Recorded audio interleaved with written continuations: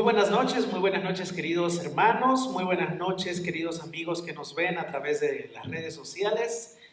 Bienvenidos a lo que hemos llamado cariñosamente Cristianismo 1.0. ¿Cuáles son las bases fundamentales del cristianismo? De aquello que nosotros consideramos fundamental y básico en nuestra fe.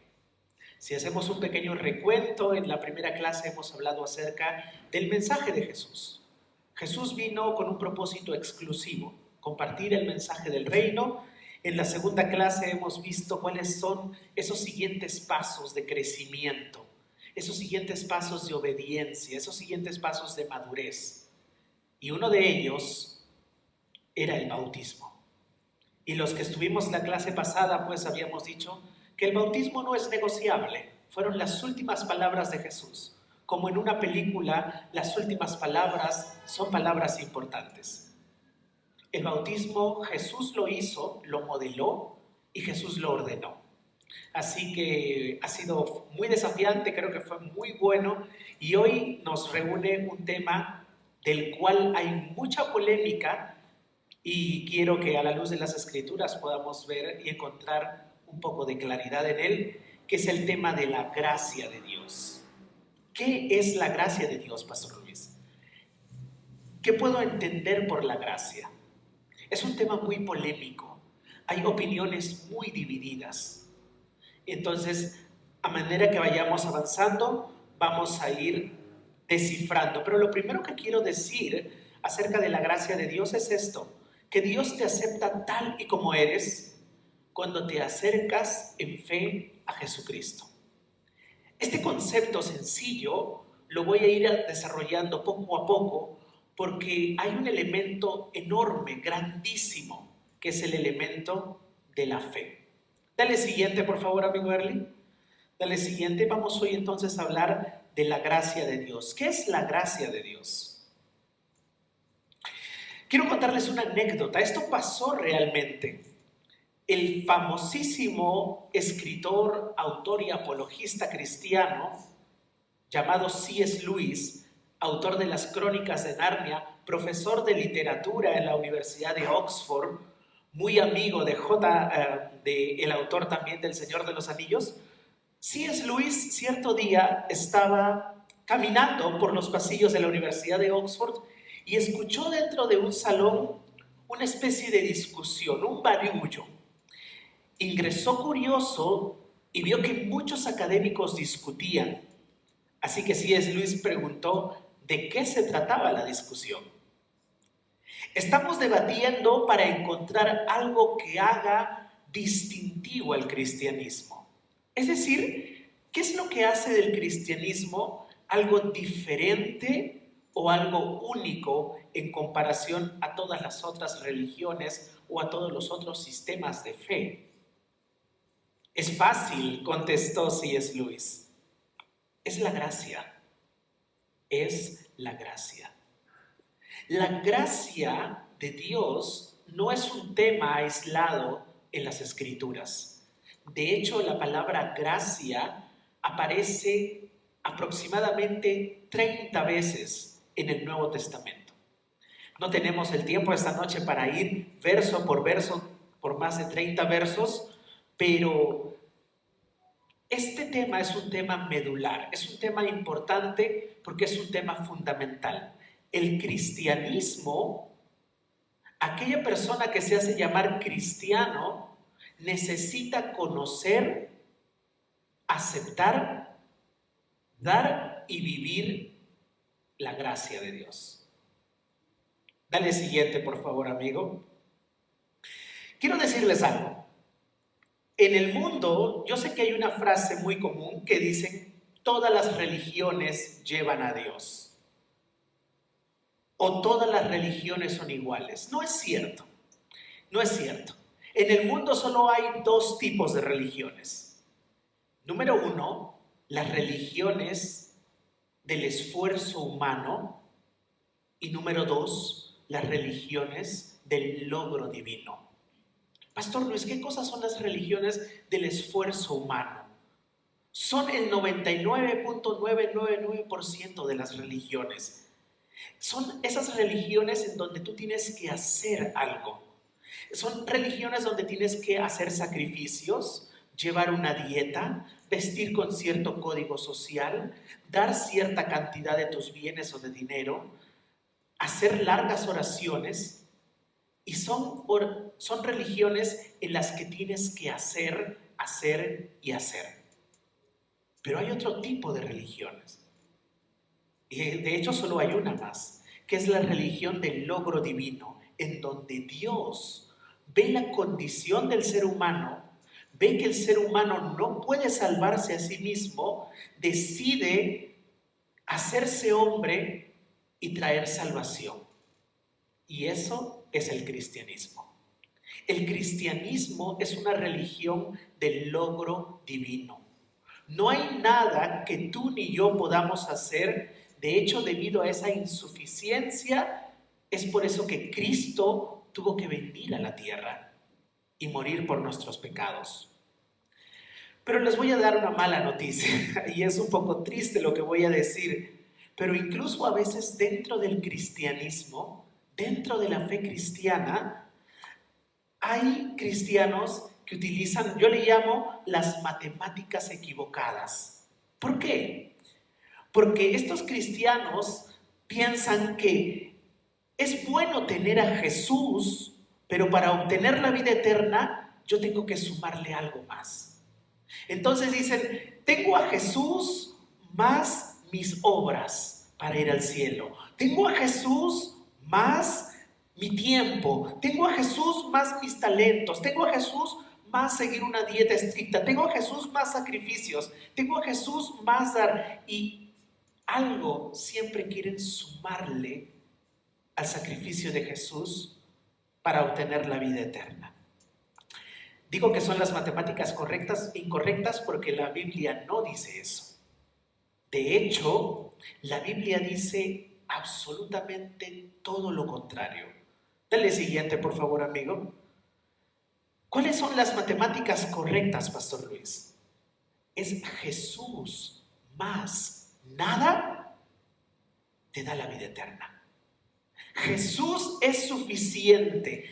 No necesitas nada más que poner tu fe en Jesús para la vida eterna. Yo sé lo que algunos están pensando.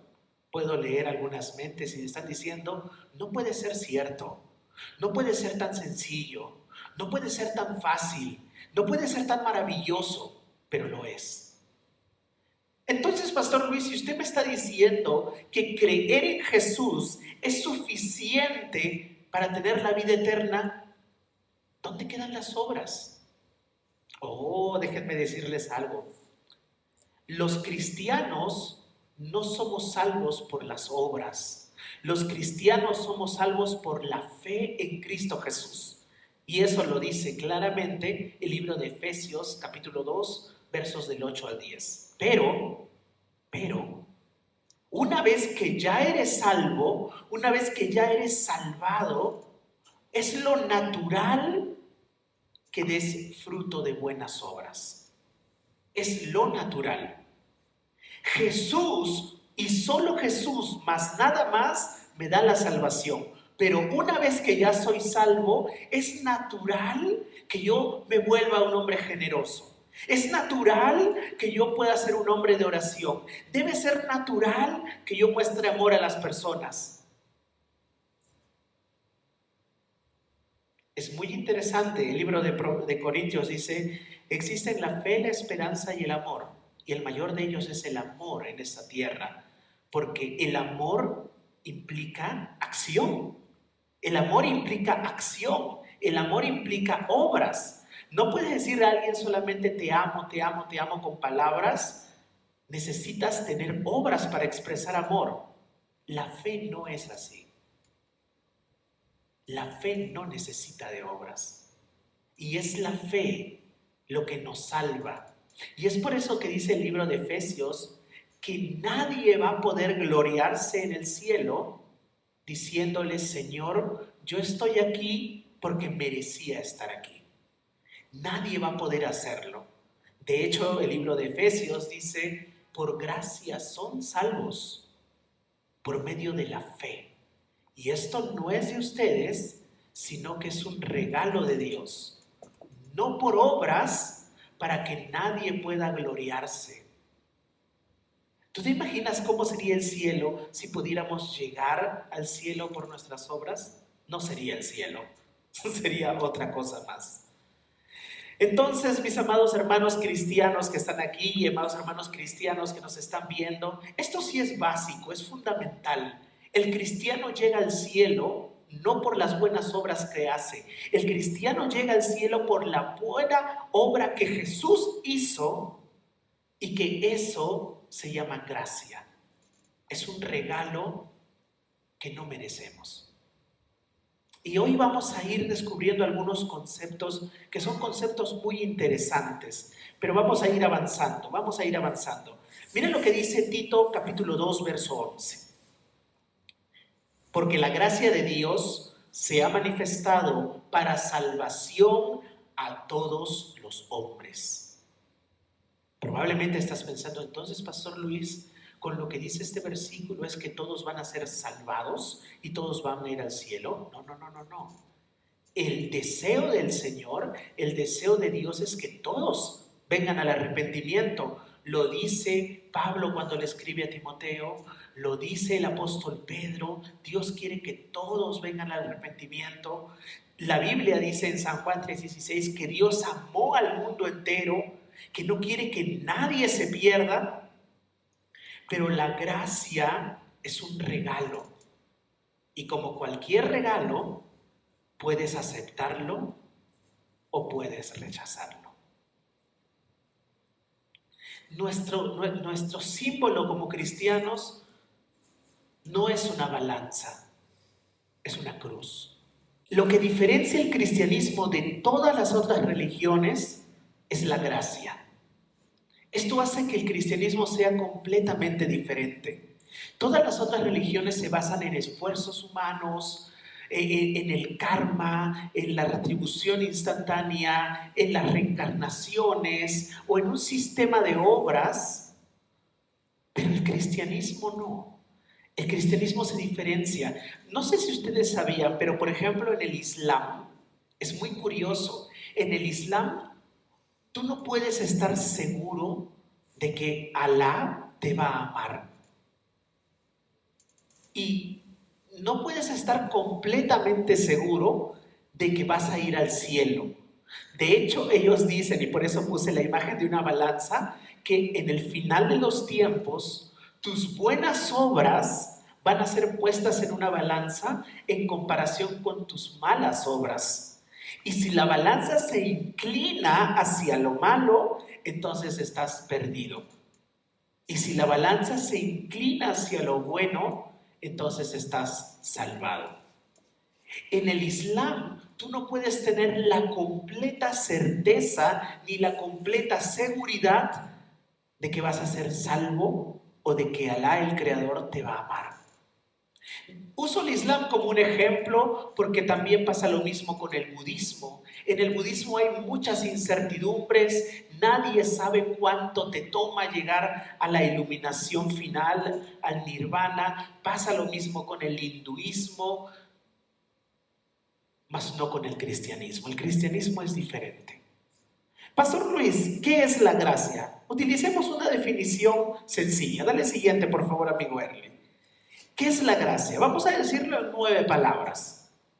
Si alguien te preguntara ¿de qué trató la clase de hoy? La clase de hoy trató del favor mostrado por Dios hacia los pecadores. La gracia es el favor que Dios le muestra a los pecadores. Vamos a decirlo de una manera un poquito más elaborada. La gracia es un regalo y es gratuito. Es el regalo del perdón y es el regalo de la vida eterna. Dios te quiere dar perdón. Dios quiere perdonar tus pecados y quiere darte una eternidad. Y es un regalo que nosotros no merecemos, que no podemos ganar, que no podemos comprar, que no podemos alcanzar, pero que Jesucristo consiguió en la cruz cuando murió como nuestro sustituto para pagar por todos nuestros pecados. No sé si el concepto es sencillo. Espero que a lo largo de estos siguientes 20 minutos el concepto se vaya haciendo un poco más sencillo. Pero la gracia es un regalo gratuito. Es un regalo precioso. Ojo, quiero decirles algo. La gracia es gratis, pero no es barata. Costó mucho. Costó que Dios se haga hombre. Costó que muera en una cruz. Costó que derrame su sangre por nosotros. No la podemos comprar. No la podemos merecer. Nadie da la talla. Nadie da el estándar para poder ganarse la gracia. Nadie podrá llegar al cielo y decir, Dios, yo merecía estar aquí. Vamos a clarificar un poco más. Dale siguiente, por favor, amigo Erly. Hay tres cosas claves en el Evangelio, tres cosas claves en el cristianismo. Número uno es el problema de la culpa. El problema de la culpa es universal. Todos somos culpables. El apóstol Pablo dice, no hay justo ni aún uno solo. Todos han pecado. Y si somos sinceros, esto es verdad. Todo hombre tiene pecado. A los que les gustaría profundizar más en esto, les invito a leer los 3 primeros capítulos del libro de Romanos, donde Pablo pone en el banquillo de los culpables aquellos que son horrorosos, aquellos que son asesinos, ladrones, blasfemos. Y luego Pablo pone en el banquillo de los culpables aquellos que tienen buena moral, pero que su moral no les alcanza porque la moral no es continua. Y luego Pablo pone en el banquillo de los culpables a los religiosos. El problema de nuestra culpa es un problema universal. Pastor Luis, ¿cuál es la solución a ese problema? Es el regalo de Dios. El regalo de Dios está disponible. Ese regalo de Dios se llama la gracia. Y la gracia de Dios es algo maravilloso. Es algo maravilloso. Vamos a utilizar la Biblia para poder explicar esto con un poco más de profundidad. Cuando Jesús habló de la gracia, Jesús pudo haber dado bonitos conceptos como el que di hace un momento. Jesús pudo haber dado una bonita teología, pero Jesús no hizo eso. Cuando Jesús habló de la gracia, contó 3 historias y las tenemos grabadas en el libro de Lucas, en el capítulo 15. Lucas fue un gran historiador, mucho más preciso que los historiadores romanos como Tácito o Suetonio. Lucas era más preciso y Lucas sí reseña las 3 historias que Jesús contó acerca de la gracia. Voy a leer y voy a comentar una por una para ustedes, espero que no tome mucho tiempo. Libro de Lucas capítulo 15 del verso 1 al verso 32. La primera historia que Jesús cuenta es la historia acerca de un animalito. Es una oveja. Vamos a leerlo. Lucas 15:1 dice esto. Todos los recaudadores de impuestos y los pecadores se acercaban para oír a Jesús. Y los fariseos y los escribas murmuraban, este recibe a los pecadores y come con ellos. Entonces Jesús les dijo esta parábola. ¿Qué hombre de ustedes, si tiene 100 ovejas y una de ellas se pierde, no deja las 99 en el campo y va tras la que está perdida hasta que la haya? Al encontrarla la pone sobre sus hombros gozoso. Cuando llega a su casa, reúne a los amigos y a los vecinos diciéndoles, alégrense conmigo, porque he hallado mi oveja que se había perdido. Les digo que de la misma manera habrá más gozo en el cielo por un pecador que se arrepiente que por 99 justos que no necesitan arrepentimiento. La primera historia que Jesús cuenta es la historia acerca de un animal que es un animal muy curioso. La oveja es un animal un tonto torpe. La oveja no tiene cuernos para defenderse, no tiene garras para arañar, no tiene fuerza. Es un animal casi indefenso. Es una presa fácil. Y ante las críticas, Jesús utiliza la figura de un animal y dice, si alguno de ustedes tuviera 100 ovejas y una de ellas se perdiera, ¿acaso no dejarían a las 99? ¿Acaso no irían por su oveja? ¿Acaso no es valioso para ustedes una oveja? Yo les voy a decir algo. Los fariseos, los peruchín, los religiosos tenían una frase y decían esto: hay una fiesta en el cielo cuando un pecador muere, porque Dios va a utilizar a ese pecador para encender las llamas del infierno. Eso decían los fariseos. Hay una gran fiesta en el cielo cuando un pecador muere, porque este pecador va a servir de carbón para el infierno, para que sigan las llamas del infierno más altas.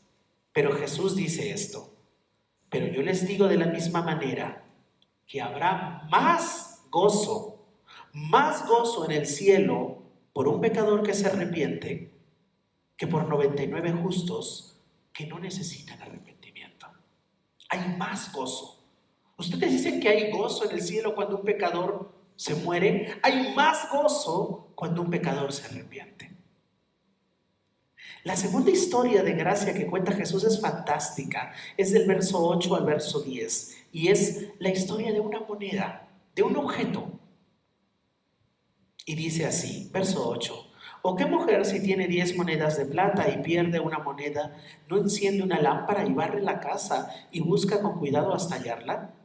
Cuando la encuentra, reúne a las amigas y vecinas, diciendo: alégrense conmigo, porque he hallado la moneda que había perdido. De la misma manera les digo, hay gozo en la presencia de los ángeles de Dios por un pecador que se arrepiente. La segunda historia es no de un animal, sino de un objeto, pero es un objeto valioso. Las mujeres en la cultura judía, cuando se casaban, llevaban un velo y en ese velo llevaban 10 monedas de plata. Y era un símbolo, como un anillo de compromiso, como un anillo de casado, un símbolo de tu alianza. Era algo con un gran valor sentimental, con un gran valor físico, porque la plata era muy valiosa. Ojo, quiero que pienses en esto. En el primer caso, la oveja, al ser un animal torpe, se perdió sola.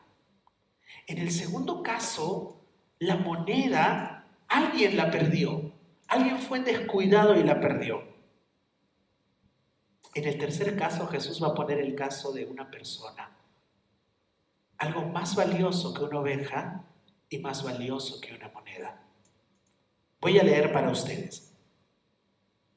Y es la parábola, como lo habíamos dicho en la primera clase, no por querer pelearme con los escritores o con los que pusieron los títulos, pero es la famosa parábola del hijo pródigo, que yo preferiría llamar la parábola del padre bueno o la parábola de los dos hijos. Y dice así: Jesús añadió: cierto hombre tenía 2 hijos, y el menor de ellos le dijo al padre: Padre, dame la parte de la hacienda que me corresponde. Y él le repartió los bienes. No, era un padre bueno. No muchos días después, el hijo menor, juntándolo todo, partió a un país lejano y allí malgastó su hacienda viviendo perdidamente. Cuando lo había gastado todo, vino una gran hambre en aquel país y comenzó a pasar necesidad. Y entonces fue y se acercó a uno de los ciudadanos de aquel país, y él le mandó a sus campos a apacentar cerdos. Y deseaba llenarse el estómago de las algarrobas que comían los cerdos, pero nadie le daba nada. Y entonces, volviendo en sí: ¿cuántos de los trabajadores de mi padre tienen pan de sobra? Pero yo aquí perezco de hambre. Me levantaré e iré a mi padre y le diré: Padre, he pecado contra el cielo y contra ti. Ya no soy digno de ser llamado hijo tuyo. Hazme como uno de tus trabajadores. Y entonces fue a su padre. Cuando todavía estaba lejos, su padre lo vio y sintió compasión de él, y corrió y se echó sobre su cuello y lo besó. Y el hijo le dijo: Padre, he pecado contra el cielo y contra ti, ya no soy digno de ser llamado tu hijo. Pero el padre dijo a sus siervos: Pronto, traigan la mejor ropa y vístanlo, pónganle un anillo en su mano y sandalias en los pies, traigan el becerro engordado, mátenlo y comamos y regocijémonos, porque este hijo mío estaba muerto y ha vuelto a la vida, estaba perdido y ha sido hallado. Y comenzaron a regocijarse. Y su hijo mayor estaba en el campo, y cuando vino y se acercó a la casa, oyó la música y las danzas. Llamando a uno de los criados, le preguntó qué era todo aquello. Y él le dijo: tu hermano ha venido, y tu padre ha matado el becerro engordado, porque lo ha recibido sano y salvo. Y entonces él se enojó y no quería entrar. Salió su padre y le rogaba que entrara, pero él le dijo: Padre, mira, por tantos años te he servido y nunca he desobedecido ninguna orden tuya. Sin embargo, nunca me has dado un cabrito para regocijarme con mis amigos. Pero cuando vino este tu hijo tuyo, que ha malgastado tus bienes con rameras, mataste el becerro engordado. Y su padre le dijo: Hijo mío, tú siempre has estado conmigo y todo lo mío es tuyo. Pero era necesario hacer fiesta y regocijarnos, porque este tu hermano estaba muerto y ha vuelto a la vida, estaba perdido y ha sido hallado. Tres historias. Tres historias en las que Jesús ejemplifica la gracia de Dios, lo valioso que somos para el Señor. Es demasiado interesante, no quiero profundizar mucho en esto del hijo pródigo, pero alguien me preguntaba hace unos días y me decía: Luis, ¿pero qué pasaría si una persona decide creer en Jesús y decide acercarse a Dios y un tiempo después se aleja de Dios y muere mientras está lejos de Dios? Luis, esa persona pierde su salvación, esa persona se va al infierno por haberse alejado de Dios. Yo les voy a decir algo: la Biblia dice que Dios nos adopta como hijos. Y quiero que pienses en esto. Cuando un padre, una persona adopta a un niño, ¿quién elige? ¿Elige el niño o elige el padre? La respuesta es sencilla, Luis: elige el padre. El niño no dice: yo quiero ese padre blanco, o ese padre alto, o ese padre con mucho dinero. Es el padre quien decide adoptar. Y lo que no existe es el concepto de la desadopción. Una vez que ya has adoptado a alguien, ya no puedes quitarle el honor de ser hijo. Ese hijo pródigo pudo haber muerto mientras comía o estaba cerca de los cerdos. Y aún así, él hubiera muerto como hijo. Como hijo. Es muy interesante que muchas veces los cristianos andan con mucho temor, temiendo de que en el siguiente pecado perderé mi salvación. Y eso es un tanto triste.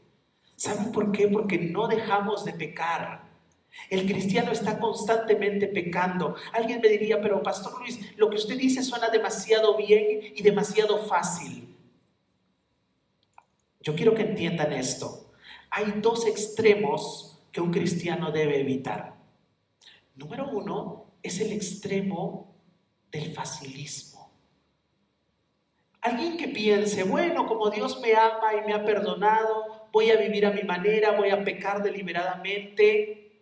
Ese extremo es un extremo muy nocivo, muy dañino, deleterio, peligroso.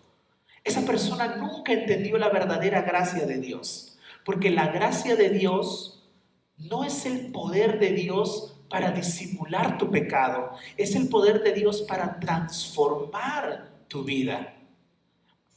Dios te ama tal y como eres. Es más, te ama tanto que no te va a dejar tal y como eres. La gracia de Dios, la verdadera gracia de Dios, es transformadora. Y lo voy a decir una vez más: la gracia de Dios, la verdadera gracia de Dios, es transformadora. No te deja igual.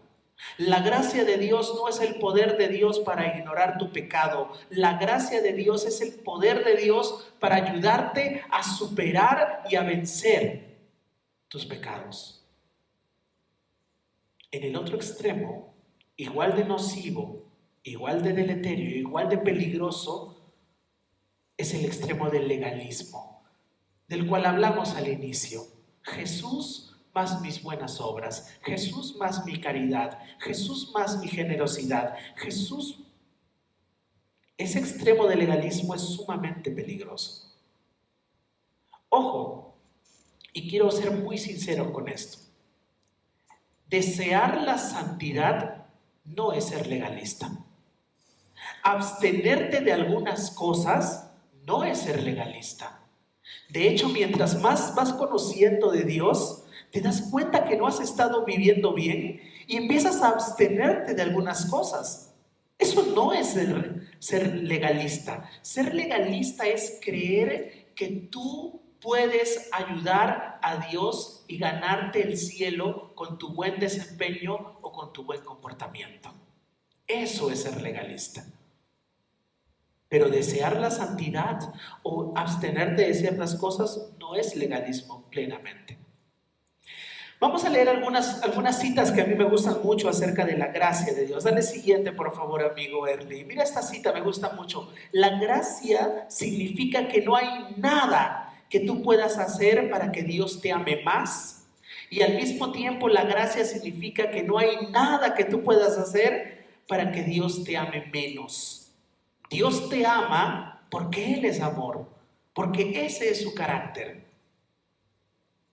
¿Te has dado cuenta de eso? No hay nada que tú puedas hacer para que Dios te ame más, ni para que Dios te ame menos. Y eso es genial. A mí personalmente me trae paz, porque sé que no siempre mi desempeño es el mejor. Dale siguiente, por favor, amigo. Esta es otra cita de un pastor, algo polémico, pero me gusta lo que dice, porque creo que tiene mucha razón en su decir. Nada de lo que tú puedas hacer hará que Dios deje de amarte. El amor de Dios es irrenunciable. Puedes intentarlo, pero simplemente no lo lograrás, porque el amor de Dios está basado en su carácter y no en nada de lo que tú hagas, digas o sientas. Para decirlo en palabras más sencillas, no hay pecado imperdonable. No hay situación demasiado baja para decir, no, hasta ahí no llego, diría Dios. No existe. De hecho, quiero compartirles algo. Mi amiga me prestó este libro que es buenísimo, de un escritor llamado Lee Strobel, que se llama El caso de la gracia. Para ser breve, Lee Strobel fue un ateo, un hombre agnóstico, que casado, su esposa se convierte al cristianismo y él decide utilizar todas sus habilidades periodísticas para demostrarle a su esposa que estaba en un completo error. Y mientras él empieza a investigar el cristianismo, llega a la conclusión de que el cristianismo es una fe lógica, una fe histórica y más que nada, una fe verdadera. Y se convierte en cristiano porque no hay otra opción. Cuando conoces la verdad, tienes que seguir la verdad. Y Lee Strobel escribe este libro llamado El caso de la gracia, que contiene 8 historias. 8 historias de gracia. Y es un libro que me gusta mucho porque la gente dice, Luis, la gracia no puede ser tan bonito, no puede ser tan fácil. ¿Qué pasa con un adicto? ¿Qué pasa con un huérfano? ¿Qué pasa con un asesino, Luis? Y él ha hecho buenas historias, muy buenas historias. Me gusta mucho la historia acerca de un pastor que era un hombre muy, digámoslo, exitoso en el ministerio, pero ya casado, cae en adulterio y le es infiel a su esposa. ¡Wow! Luis, los pastores no se supone que deben hacer eso. Y este hombre, como consecuencia de ello, pierde la iglesia que estaba pastoreando, pierde el ministerio, pero decide pedirle perdón a su esposa, pedirle perdón a Dios. Dios le perdona, su esposa le perdona, pero él tenía problemas para perdonarse a sí mismo. Hasta que tiene que llegar a un punto en el que dice, Jesús también murió por ese horrible pecado de adulterio que yo cometí. ¿Y quién soy yo? Si Jesús me ha perdonado, ¿quién soy yo para no perdonarme? También el caso de un asesino o el caso de un adicto. La gracia de Dios no solo es importante, La gracia de Dios es necesaria. Todo cristiano necesita saber que la gracia de Dios está allí y que esa es su fuente de seguridad. Dale siguiente, amigo Henry. Pastor Luis, hagámoslo incluso más sencillo. ¿Qué yo necesito saber acerca de la gracia de Dios? ¿Qué es importante que yo sepa? Bueno, quise que sean dos cosas. Número uno, necesitamos saber que Dios quiere adoptarnos como sus hijos. Número dos, necesitamos saber que Dios quiere transformarnos y hacer que nuestra vida tenga valor. Voy a contarles una pequeña historia del libro de Lee Strobel que me gustó mucho. Son muchas historias, pero creo que esta historia es muy bonita y la seleccioné para poder compartirla con ustedes. Dale siguiente, por favor, amigo Early. Es una historia de gracia, una historia donde podemos encontrar la gracia de Dios de manera palpable. Una niña, en la guerra entre Estados Unidos y Corea, muchos soldados norteamericanos iban a Corea y a veces se enamoraban de mujeres coreanas y nacían niños producto de ello. Pero eso era muy mal visto en la sociedad coreana. Y esto fue exactamente lo que pasó. Un soldado americano se enamora de una mujer coreana, la embaraza, el soldado regresa y esta mujer coreana embarazada da a luz una pequeña niña. Esto en Corea era muy mal visto. Esta mujer había perdido su honra como mujer y además estaba llevando en su vientre a una niña mestiza, lo cual hacía que las cosas sean todavía más difíciles. Bien, la niña nace y la mayoría de personas, de madres, hacían dos cosas: o mataban a sus hijos o los abandonaban. Bueno, la madre de Stephanie la crió hasta los 7 años. Pero luego la familia de la madre le consigue un hombre que se quiere casar con ella y ese hombre le dice: está bien, yo estoy dispuesto a aceptarte, pero no a tu niña. Tu niña no viene en el paquete. Así que tú sabrás qué hacer. Stephanie cuenta sus pocos recuerdos y dice que su mamá la subió en un tren y le dijo: hija, al final de la estación tu tío te va a esperar. Como se pueden imaginar, la niña llegó al final de la estación y no había ningún tío. Estaba completamente sola, abandonada a los 7 años. Yo tengo una sobrina pequeña y no me puedo imaginar a mi sobrina viviendo sola en las calles, pero esta niña mestiza tuvo que vivir varios años en las calles. Una vida terrible. Tenía que comer cosas que robaba de los mercados, a veces tenía que comerse ratones con todo y pelos, tenía piojos, tenía escaras, tenía heridas en todo su cuerpo. Dice que tenía tantos gusanos que a veces los gusanos salían por su boca, hasta que esta niña le dio el cólera y estaba casi tirada en un basurero. Una enfermera estaba pasando por el lugar recogiendo bebés recién nacidos para llevarlos a un albergue, y esta enfermera ve a esta niña, pero dice: ya es demasiado grande, yo solamente puedo llevar bebés recién nacidos. Y cuando estaba a punto de dejar a la niña, escucha una voz que le dice: ella es mía. Así que la enfermera, sorprendida, dijo: esto no puedo ser yo, tiene que ser algo más. Recogió a Stephanie de 7 años, la llevó a un albergue y bueno, decir albergue es decir mucho, era una casa con muchos niños allí y la niña estuvo allí por 2 años.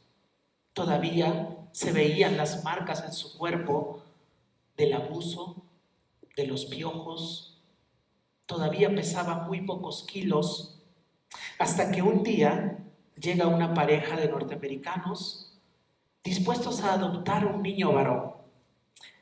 Y la niña escribe esto. Quiero que lean un poco cómo se sentía esta niña a los 9 años. Dice esto: cuando eres niño y escuchas lo que los otros te dicen y te lo dicen día tras día, empiezas a creer y con el tiempo empiezas a creer todo lo que te dicen.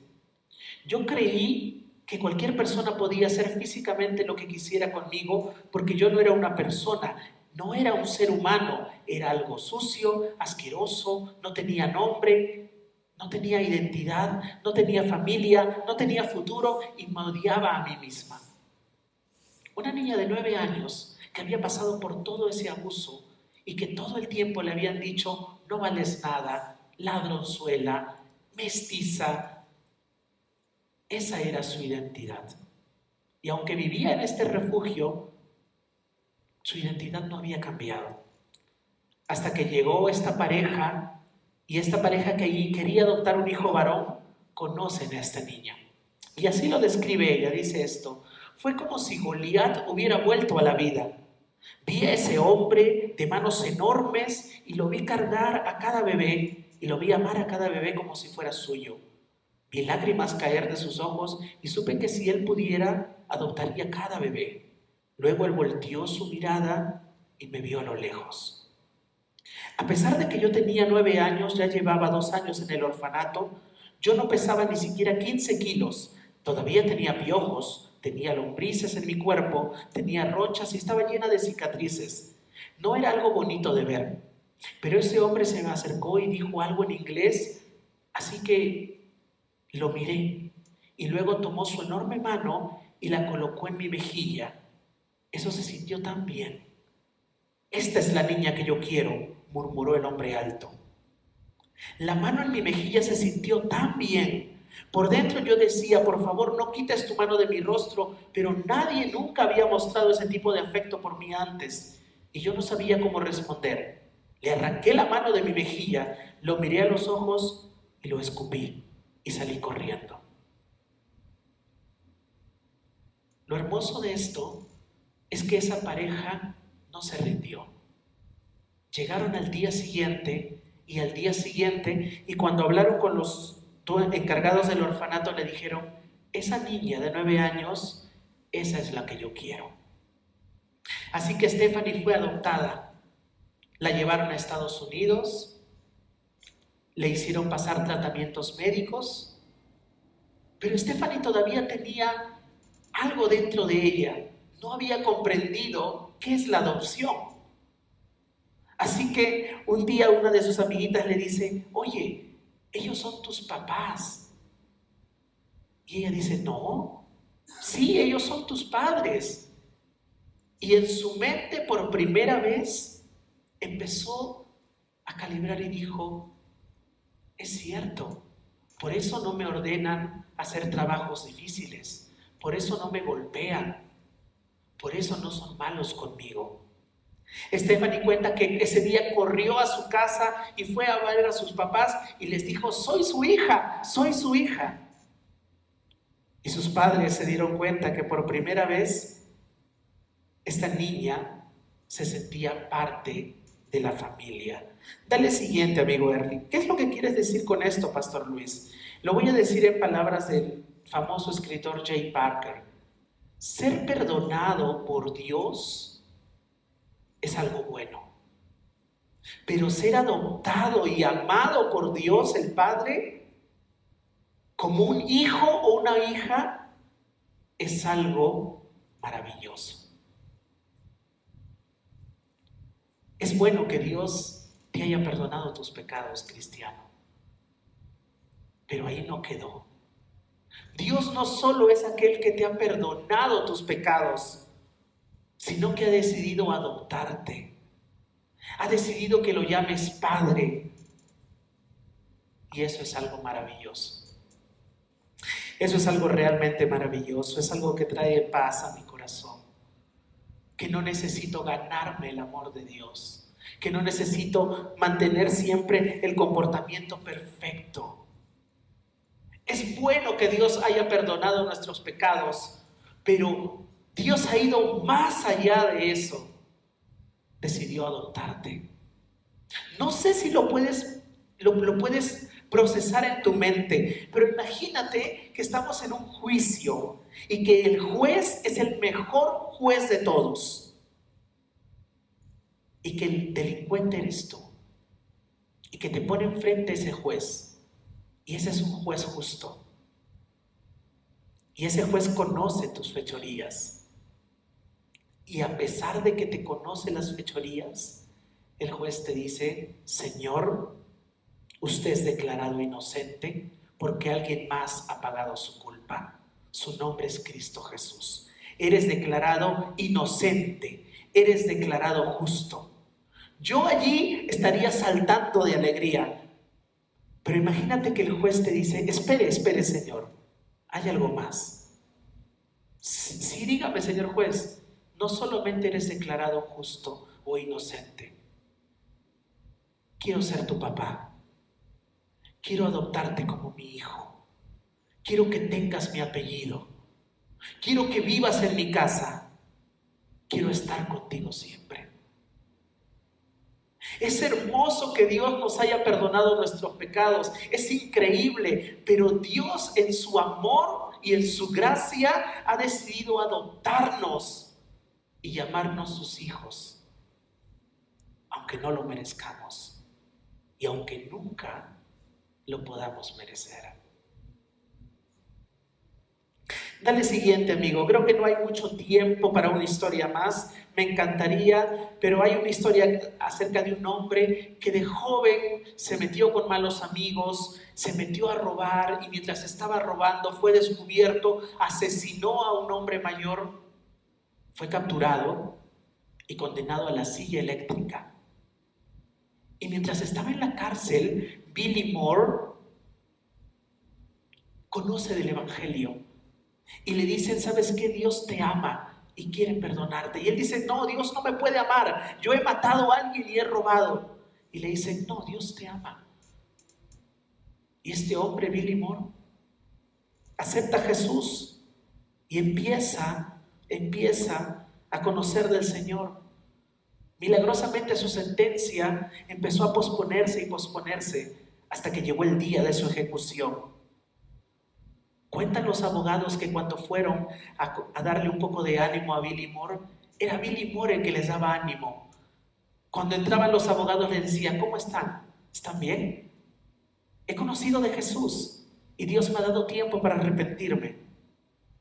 Algo insólito pasó, es la primera vez que pasó y esto lo pueden chequear en el internet, el caso de Billy Moore. Algo inaudito, primera vez que una corte que había sentenciado a la silla eléctrica a un hombre que había confesado su crimen, deciden perdonarle y darle en libertad. Billy Moore se convirtió en pastor. No sé si aún vive, creo que sí, pero su historia es una historia de gracia. La justicia es cuando tú recibes lo que te mereces. Eso es justicia, recibir lo que uno merece. La misericordia es cuando tú no recibes lo que te mereces. Por ejemplo, si la hijita de Beto comete una travesura y Beto le dice: si tú cometes esa travesura te castigaré. Y la niña comete esa travesura y luego le dice: papá, perdóname. Ella merecía el castigo, pero Beto muestra misericordia y dice: está bien, no lo vuelvas a hacer. Eso es misericordia. La gracia es algo más.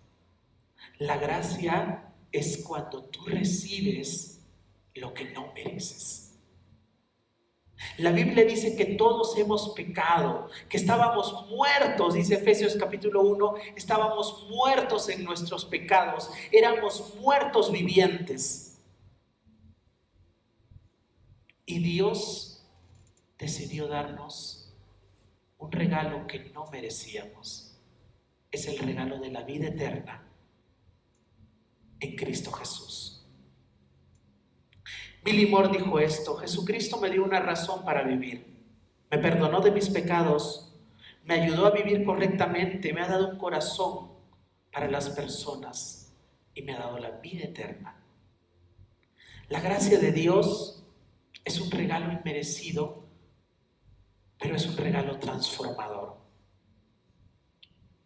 Voy a leer para ustedes una vez más Efesios capítulo 2, porque es un capítulo y es un pasaje que a mí realmente me esclarece muchas cosas acerca de mi fe.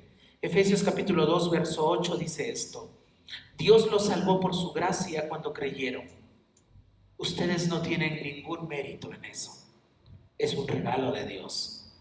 La salvación no es un premio por las cosas buenas que hayamos hecho, así que ninguno de nosotros puede jactarse de ser salvo, pues somos la obra maestra de Dios.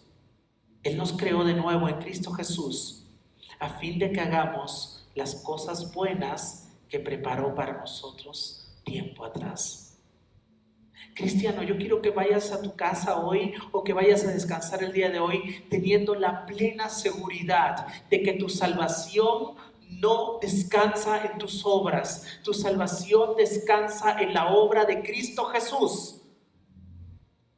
Y que producto de ello o respuesta de ello empezarán buenas obras en ti. Empezarán las buenas obras en ti. Dale siguiente, amigo Erly, con esto voy a terminar. Voy a terminar con esto. Lo habíamos dicho hace ya un poco, pero lo vamos a decir nuevamente. La gracia de Dios no es el poder de Dios para ignorar el pecado. No es que Dios se haga el disimulado para ignorar tus pecados. La gracia de Dios es el poder de Dios para vencer el pecado. La gracia de Dios es transformadora. Tito capítulo 2, verso 11 dice esto: porque la gracia de Dios se ha manifestado para salvación a todos los hombres, enseñándonos que renunciando a la impiedad, a los deseos mundanos, vivamos en este siglo sobria, justa y piadosamente. La gracia de Dios es transformadora. Dios te ama tal y como eres. Es más, te ama tanto como para no dejarte tal y como eres. La gracia de Dios empieza con el creer. La gracia de Dios empieza con recibir a Jesús en fe. La gracia de Dios empieza desarrollándose en transformación, en convertirse. Primero crees, recibes y te conviertes. Espero que este tema, que es un tema polémico, pero a la vez muy hermoso, sea de ánimo para ti, cristiano, porque en Cristianismo 1.0 vamos a las bases más esenciales del cristianismo. Y la gracia de Dios es algo que no podemos esquivar, que no podemos ganar, que no podemos comprar, que no podemos merecer, pero que recibimos gratuitamente por la fe. Que Dios les bendiga, mis amados hermanos. Gracias por acompañarnos en esta sesión de Cristianismo 1.0 y nos encontramos la siguiente semana.